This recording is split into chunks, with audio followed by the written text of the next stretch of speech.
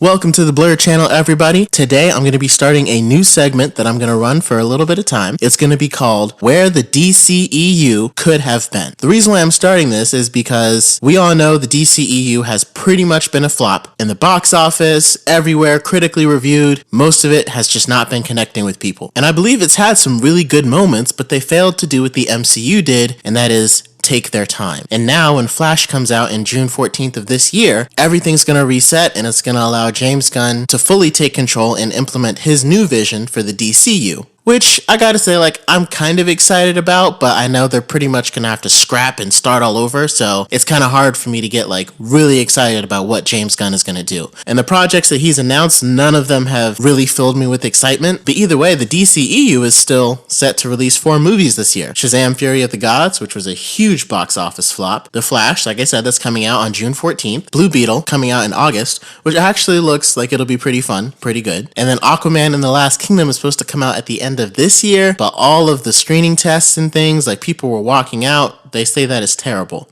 which is sad because I think Aquaman is one of the best movies of the DCEU, and that's not saying much. So what I decided to do is reflect on, we're in 2023. Technically, the DCEU started 10 years ago with Man of Steel. So the DCEU could have been where Marvel was in 2018, releasing Infinity War, had they just taken their time, made sure the projects made sense and were cohesive, and they didn't. They kind of rushed into everything, and then they took so much time between Man of Steel and Batman vs. Superman 2, it was just a huge convoluted mess. So what I want to do, I'm going to talk about where the DCEU could have been if we're in 2023, if Man of Steel kicked off the DCEU universe, and where each movie would be. And I'm going to do it movie by movie. I'm going to try to post this about 3 times a week, and then we're going to get involved of talking about where do I think the DCEU could have been had they relaxed a little bit, or maybe if I was the CEO, just for fun. So we're going to start this segment with the Man of Steel. Again, we're assuming that Man of Steel's, this is after the Avengers has just come out, the DCEU is like, okay, look, we got all these great characters, we can do the exact same thing Marvel did,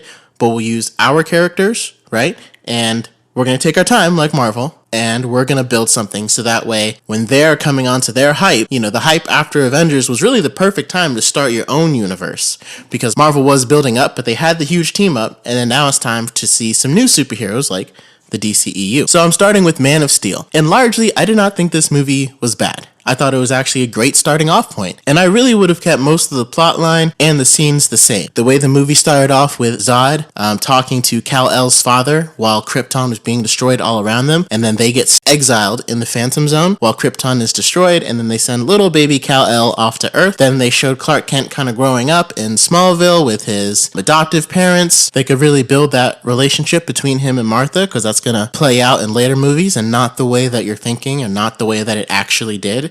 But anyway, a lot of it is the same. I really like how they depicted the powers of Zod and his crew when they escaped the Phantom Zone, and the way that they were really powerful and Clark Kent still hadn't really got a grasp on his powers. So to me, the only addition that I would have had in this movie, and I don't think it would have been too much, instead of having this military operation that was kind of trying to help Superman contain the chaos and figure out who Superman was, I would have had the D.E.O. And that would have been like a sub-military operation for extraterrestrial threats. Now, the reason why I say that, part of this is inspired by Supergirl, because Hank Henshaw in Supergirl is the director of the DEO, but after he's defeated by Martian Manhunter, John Jones, Martian Manhunter, takes over his persona, and Hank Henshaw gets stuck with Cadmus. So in this situation, we wouldn't know any of that yet, but basically, John Jones, Martian Manhunter, would be playing Hank Henshaw instead of the Colonel, Henry Lennox. I would have used Hank Henshaw. Could be the same actor, just a different role. And when the battle in Smallville between Superman and those forces on Zod's ship, Martian Manhunter would have randomly appeared and helped fight them because he has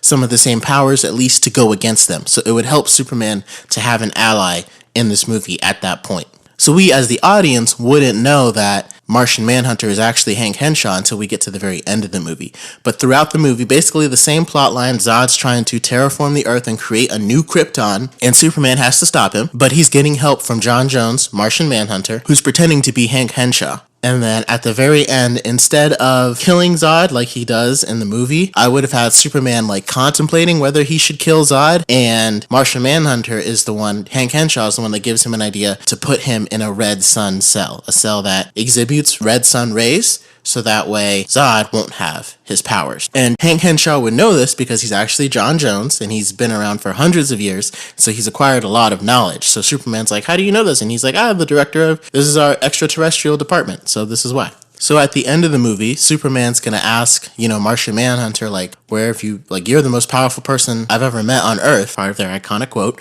and be like, who are you? Where are you from? And Martian Manhunter is just gonna tell him, where I'm from is not important, but I do know this, the age of heroes has begun. It's kind of like a nod off to the next movies. After Superman flies away, Martian Manhunter would turn back into Hank Henshaw, and that's when we, the audience, would find out. We might have, like, been guessing it, but that's when we would really find out, like, oh, they're the same person. One of his privates is gonna tell him, hey, we just found a pod over where Zod's ships crashed when it came from the Phantom Zone. Hint nod to the sequel, which would be Girl of Steel. But that would end this film for right now, and then we would go to the end credit scene where Zod has made bail and he's brought to Lex Luthor's yacht. But he still doesn't have full powers yet because he's still feeling the effects of the red sun radiation. So then Lex Luthor would have this intense conversation with him and be like, what do you consider yourself? And he's going to be like, I'm Krypton's savior. I came to save my people, all that stuff. And Lex Luthor would be like, some people look at you, Zod, but they'd rather call you a god.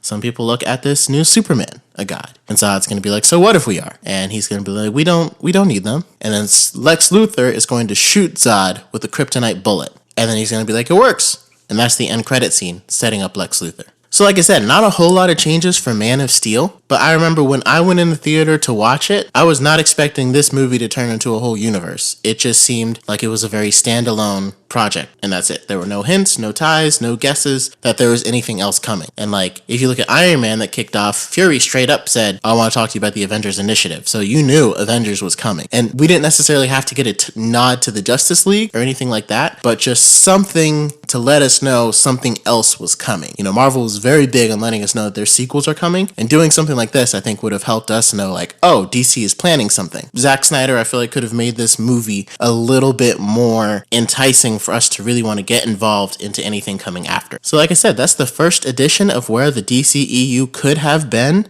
We're going to be doing this all the way until Flash comes out on June 14th. And like I said, I'm going to try to be posting about 3 times a week. So comment your thoughts below if you think this would have made a good movie, if you would have watched it, or if you just like the way they did it. Until next time, Blurs.